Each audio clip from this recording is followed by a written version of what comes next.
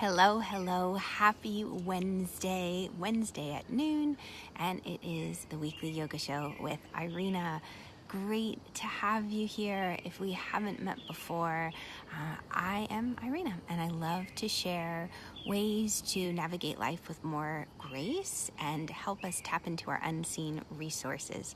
So if you hop on and you come to play with me, please just drop a hello in the comments below, or if you're catching the replay, let me know that too. It's wonderful to have you. So today I'm talking about when you feel like a sad song.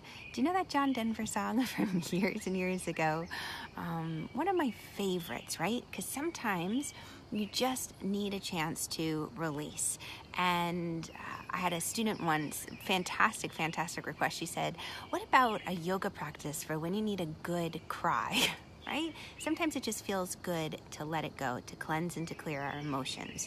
And, what I want to do today is I want to give you some tools, because when you get into that space where you feel sad, where you feel almost not exactly apathetic, but to the point of like, you just can't tap into the same passion and emotion and drive that you had for a project yesterday or last week or a year ago. Like it's just missing. Like there's just a sadness underlying. What I invite you to do is I invite you to say, is there something I'm resisting?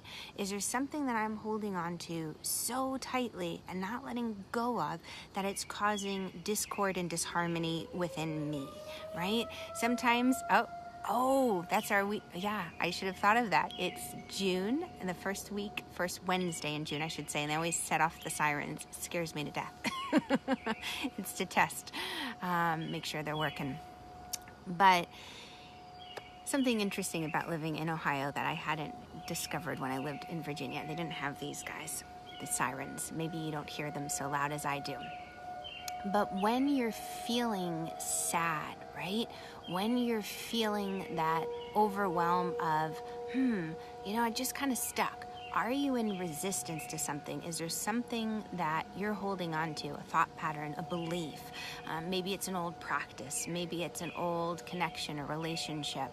And maybe at this moment in time, there's a shift and a change coming. There's some kind of excitement in the air, but it's scary, right? There are so many times in life where we have to connect to our trust, connect to our faith, and take a leap. And when we take that leap, we move into a space of the unknown, right? We don't know what's going to happen.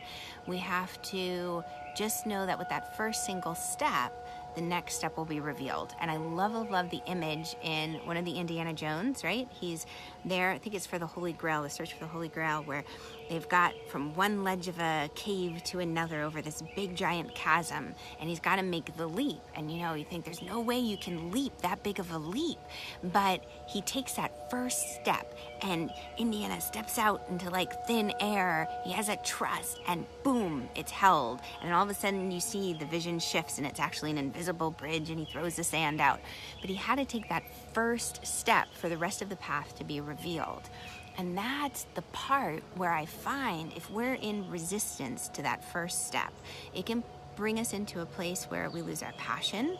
It can bring us into a place where we feel sad because just kind of uncomfortable in the belly around so many different things. We're used to a certain way, we're used to a certain schedule, but all of a sudden saying, gotta make a shift. I just know I do. I see the signs, right? I know it's coming. I feel it in the air, but still holding on because we just don't know. It looks like a big giant chasm. We can't take that leap.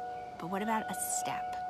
So I invite you today, if you ever feel that overwhelming sadness coming over you, or that feeling of just discomfort in the belly, the friction that comes from, like digging in your feet, like, no, I'm not going to change. I'm not going to shift. It's not going to happen. Everything's going to be able to stay the way it is.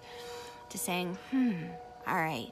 One thing about life that we know, the one constant thing, is that it's always changing. It's dynamic.